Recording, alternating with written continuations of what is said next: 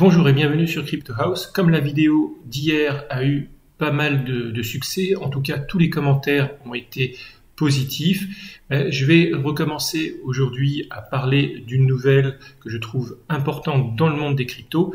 Alors ça ne veut pas dire qu'il y aura des vidéos tous les matins, mais quand il y aura une nouvelle qui sera suffisamment importante, je la partagerai sur la chaîne.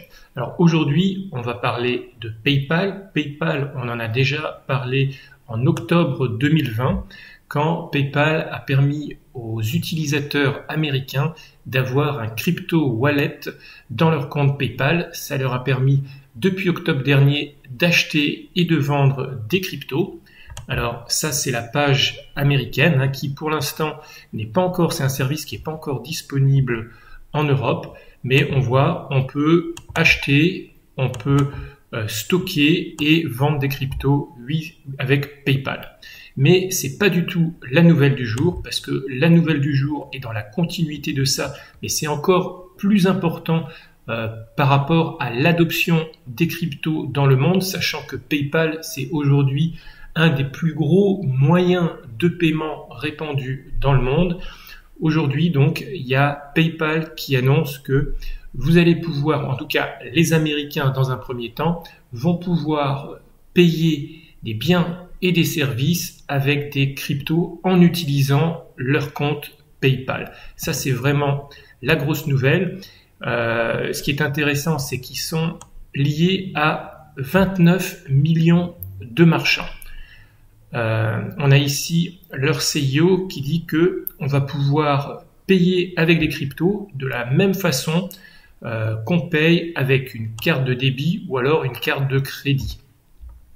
Alors ici, dans cet autre article qui nous vient du site The Verge, on en sait un petit peu plus. Donc déjà, on sait que les cryptos supportés sont les cryptos Bitcoin, l'Ethereum, le Litecoin, et un peu plus loin dans l'article, il parle aussi du Bitcoin Cash.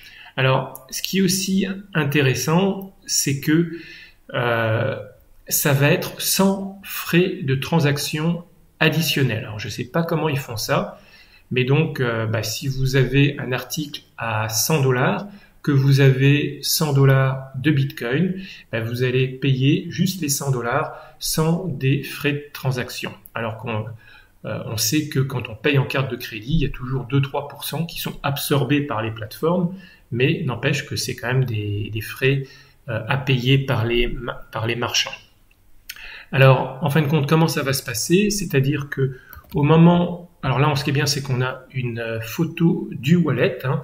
Donc, si vous avez, on voit ici 108 $ sur votre wallet en Ethereum, que vous devez payer ici 78 $, vous allez donc payer l'équivalent, donc ici 0.043 Ethereum. Et là, il y a marqué Sell Ethereum to continue. Et quand vous cliquez sur ce bouton, vous allez acheter avec vos Ethereum. Par contre, lui, le marchand, va recevoir des dollars américains. Alors, ce qu'ils disent aussi, c'est que si le marchand n'accepte pas le dollar américain, ce sera converti avec un taux de change dans la monnaie locale. Alors, c'est vraiment une nouvelle importante. Pourquoi? Parce que déjà, il y a beaucoup de marchands, mais il faut voir qu'il y a 377 millions de personnes qui utilisent PayPal. Moi, je suis personnellement client PayPal. J'imagine que parmi vous, vous êtes beaucoup aussi à utiliser PayPal. Alors pour l'instant, il faudra attendre quelques mois certainement avant qu'on puisse utiliser ce service en Europe. En tout cas, c'est un gros pas en avant de PayPal qui, je le rappelle, est donc un des plus gros moyens de paiement au monde. Alors n'oubliez pas de commenter, de liker, de vous abonner à la chaîne et moi je vous dis à bientôt pour de nouvelles vidéos. Ciao ciao!